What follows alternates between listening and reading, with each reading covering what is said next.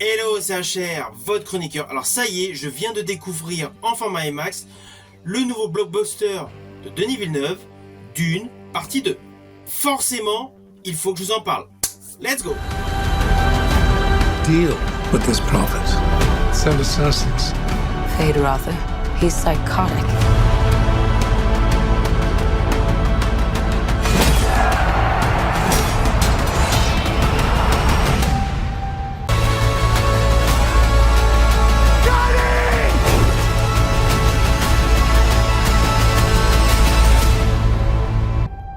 Alors tout d'abord, sachez que Denis Villeneuve, pour chacun des opus de son diptyque Dune, a eu la poisse. La première partie de son film Dune a eu des empêchements de calendrier à cause de la Covid-19, et le deuxième opus de son diptyque a également eu des reports par rapport à sa sortie à cause de la grève des scénaristes. C'est indéniable, Denis Villeneuve, sur ce coup-là, a eu la poisse. Mais bon, le résultat est là, et maintenant je vais vous en parler. Alors je tiens à vous préciser que j'ai particulièrement aimé la scène d'ouverture. Certes, il y a une voix off qui assure une narration, mais nous découvrons un charnier. Ainsi, le ton du film est immédiatement présenté. Peut-être. La fin de la maison Atreides. Alors sachez que ce film, qui est donc la suite de Dune partie 1, est radicalement différent. La réalisation de Denis Villeneuve est radicalement différente. Je dirais même qu'au vu de la totalité de la filmographie de Denis Villeneuve, ce film représente l'apothéose de ces techniques de réalisation. Alors moi, perso, j'avais découvert Denis Villeneuve avec le très beau film de science-fiction, Premier Contact. Je sais pourquoi ils sont là. Nom de Dieu, à quoi elle joue? Vous me faites confiance? Ce film démontrait déjà une certaine dextérité par rapport à l'utilisation des effets visuels, et avec Dune partie 2, forcément, on est à son paroxysme. Alors, outre le fait que la réalisation est radicalement différente, le script, le scénario est différent. Là, nous ne sommes pas dans la présentation de différents mondes, de différents lieux, de différents protagonistes. Là, nous sommes déjà installés dans la culture Fremen. De ce fait, on entre directement dans le vif du sujet. Du coup, on gagne en intensité et essentiellement en dynamisme par rapport à la réalisation de Denis Villeneuve. Alors oui, le principal fond en décor, naturellement, c'est le désert d'Arrakis. On pourrait même dire que c'est le premier rôle de ce film, ce décor. Mais en fait, le film va s'attacher essentiellement sur un trio d'acteurs, porté par Timothée Chalamet. Ce film donc se concentre davantage sur son personnage, bien évidemment sur la notion d'élu. C'est l'élu du peuple. Sans oublier tous les différents arcs narratifs qui se détachent tout autour de ce rôle principal. C'est à couper le souffle. Là où tu vois du sable, imagine de l'eau. Si tu plonges, tu peux même pas toucher le fond. Tu plonges dedans? Ouais, ça s'appelle nager.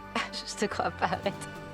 Le film alterne divers sujets, notamment la croyance, la révolte, le romantisme, parce qu'avec le personnage de Zoé Saldana, il y a le romantisme, et des scènes brutales.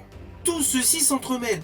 Ainsi, les séquences d'introspection, les séquences d'ambiance, les séquences d'action et les séquences portées par certains acteurs qui sont de courte représentation visuelle, mais qui sont quand même là, permet au film d'atteindre une dimension supérieure au premier volet. Sans oublier que le désert d'Arrakis est le véritable théâtre où tout se joue. Alors les paysages sont magnifiques, les décors sont somptueux, ainsi que les costumes. Et moi, étant fan de modélisme futuriste, j'ai particulièrement aimé tous les designs futuristes. Ils sont innovateurs. Tout le côté visuel de ce film est extrêmement léché. Le climax est de toute beauté. Et même lorsqu'il y a eu le passage, donc black and white, cela confère au film un attrait supplémentaire, mais surtout une sensation qui approfondit les lignes scénaristiques au moment de ce film. Je rajouterai que tout ce qui est biomécanique est totalement transcendé. Alors concernant la durée, je vous rassure, le film dure 2h46, mais honnêtement, on ne les voit pas passer. Autant le premier opus, il y avait certaines longueurs pour certains plans séquences, là, dans celui-ci, non. C'est 2h46 de pur bonheur SF. Alors concernant l'histoire, je vous le fais de manière très simplifiée. nous avons le personnage Paul Atreides qui se rallie à Chani et aux Fremen, tout en préparant sa revanche contre ceux qui ont massacré sa famille. Ainsi, au fur et à mesure du déroulé de l'histoire, il aura deux axes principaux qui vont guider. D'un côté, il y aura l'histoire romantique, l'histoire d'amour avec Chani, et de l'autre côté, le dessin de la galaxie. Alors ne vous inquiétez pas, vous me connaissez, je ne vais pas du tout vous spoiler, je n'irai pas plus loin dans le déroulé scénaristique. Néanmoins, à la fin de cette vidéo, je ferai un petit commentaire concernant une séquence visuelle, la manière dont elle a été tournée. Une séquence que j'ai particulièrement aimée. Je rajouterai tout simplement concernant ce film, cette adaptation de Denis Villeneuve éclipse totalement toutes les adaptations du roman de Frank Herbert. Alors oui, Denis Villeneuve s'est entouré des meilleurs spécialistes du genre. Il y a énormément de travail en termes de CGI, en termes de VFX, en termes de make-up. Mais les lignes de script sont très bien écrites, les plans séquences sont extrêmement bien réalisés, et la dimension artistique est à son top niveau. Ce film est tout simplement un chef-d'œuvre de la science-fiction. Je le dis sincèrement, c'est un chef-d'œuvre de la science-fiction. Alors toute la distribution est impeccable. J'ai particulièrement aimé la prestation de Josh Brolin, même si on ne le voit pas énormément dans le film, mais sa composition est bonne. Tout comme celle de Dave Bautista. Dave Bautista qui a un rôle mais radicalement différent de celui qu'il interprète dans la trilogie Les Gardiens de la Galaxie. AKA the Destroyer. Since his wife and family were killed, he's been on a rampage across the galaxy in a search for... Dans ce film, Dave Bautista démontre un réel talent.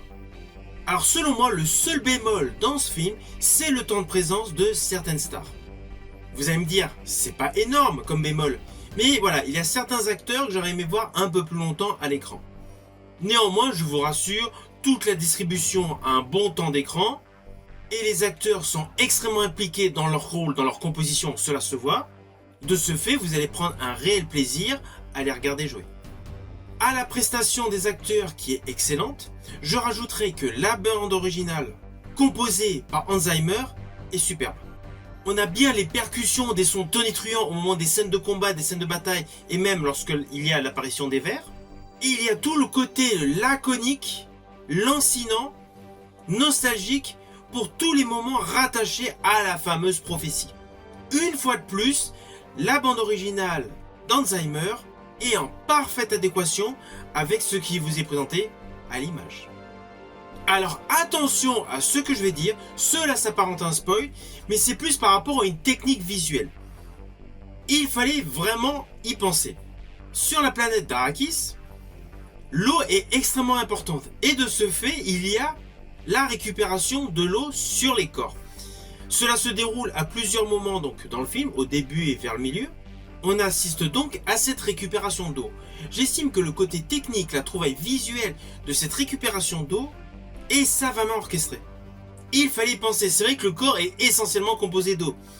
Mais là, cette idée de récupération d'eau, avec le procédé qui est utilisé, c'est une excellente trouvaille. Vous voyez, ce n'était pas un spoil grandiloquent.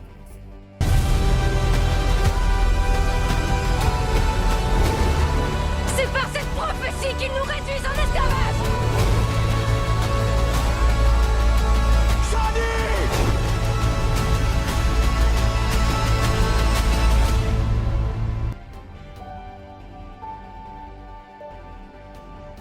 Alors au final, vous vous doutez, je vous invite ardemment à aller découvrir ce film au cinéma.